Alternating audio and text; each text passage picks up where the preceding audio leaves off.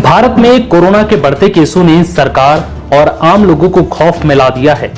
ऐसा इसलिए क्योंकि देश में बीते शुक्रवार यानी कि 12 जून को पहली बार एक ही दिन में 11,000 नए केस सामने आए।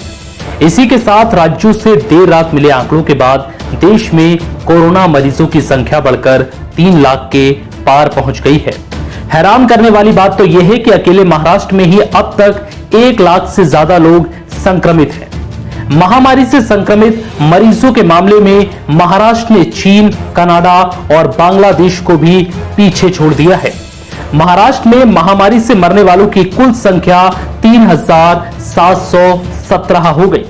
कोरोना की रफ्तार का अंदाजा आप इस बात से लगा सकते हैं कि आज से 10 दिन पहले देश में कोरोना के 2 लाख मरीज थे और 10 दिन के अंदर ही यह आंकड़ा 3 लाख को पार कर चुका है, जबकि पहले 1 लाख मरीज आने में 110 दिन लगे थे। स्वास्थ्य मंत्रालय के अनुसार अब तक 1,47,195 मरीज स्वस्थ हो चुके हैं। ठीक होने की दर 49.70% हो गई।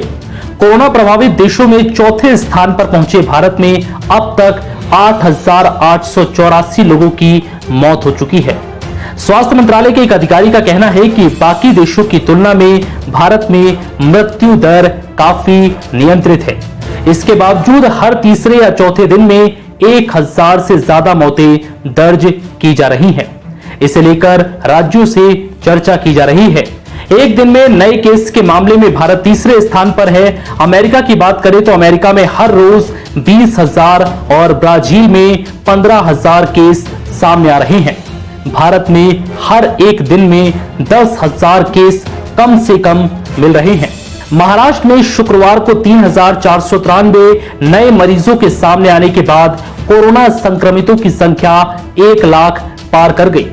इससे राज्य में कोरोना संक्रमितों की संख्या बढ़कर 1,01,141 हो गई है, जबकि एक दिन में 127 मरीज की मौत हो गई। इनमें से अकेले मुंबई में 90 लोगों की जान गई और राज्य में मृतकों की संख्या बढ़कर अब 3,717 हो गई।